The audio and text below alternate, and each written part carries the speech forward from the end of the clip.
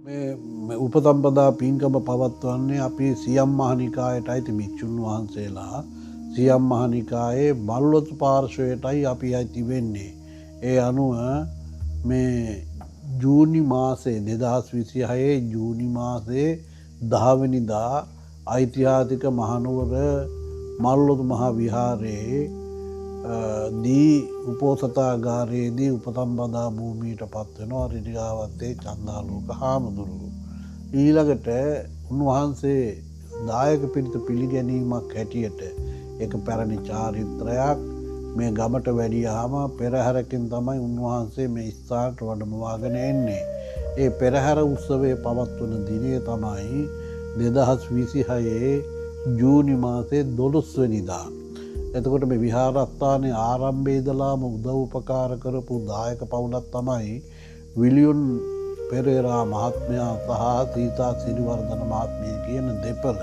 ඒ දෙපළගේ නිවසේ ඉඳලා තමයි හේවිසි ශබ්ද පූජා මැදේ වෙස්නතුන් මැදේ තවත් කෙලිසල්ලම් සහිතව පෙරහැරකින් මේ ස්ථානට පොඩිහාඳුරු වඩම්මවගෙන ඇවිල්ලා උන්වහන්සේගේ මංගල ධර්ම දේශනාව පවත්වනු ලබන්නේ. දැන් මේ පළාතේ සම්භාවනීය නායක හාමුදුරුවන් වහන්සේ නමක් තමයි ඓතිහාසික මුප්පනේ රාජමහ විහාරය, ඓතිහාසික වත්තේගම රාජමහ විහාරය ඇතුළු නව මහා විහාරාධිපති ඌව බින්තැන්න මඩකලපුව තෙපලාතේ ප්‍රධාන සංඝනායක ගෞරව ශාස්ත්‍රවේදී කොටියාගල චන්දානන්දා විධාන නායක හාමුදුරුවෝ මේ සංඝරත්නයේ සමග ගිහි ජනතාව සමග පවත්වන මේ උපසම්පදා පිළිගැනීම උත්සවයේ මූලාසනයේ හොබවන්නත් ආරාධනා කළේ මම ඒ නායක හාමුදුරුවන් වහන්සේට. ඒ වගේම අපත් සමග නුවර වඩින්නටත් මල්වත්තට වඩින්නටත් උන්වහන්සේ තීන්දුව කරලා තියෙන්නේ. ඒක ගෞරවයෙන් සිහිපත් කරන්න ඕන. උන්වහන්සේට අමතරව මේ පළාතේ උගත් වියත් ශාසනික සේවාවන් රාශියක් කරන හාමුදුරුවරු ගණනාවක්ම වැඩමවන්ට ඉන්නවා මම ආරාධනා කළා.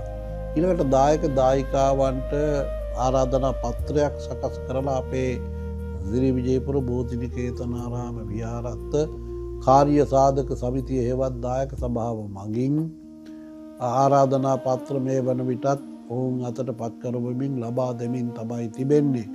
හැකි කෙනෙක් ආධාර මුදලක් පරිත්‍යාග කරන්න නොහැකි නම් එතන ප්‍රශ්නයක් නෑ. නමුත් මේ උත්සව සභාවට සහභාගී වෙන්න පෙරහැරට සහභාගී වෙන්න කියන කාරණය තමයි මගේ ඉල්ලීම වුණේ.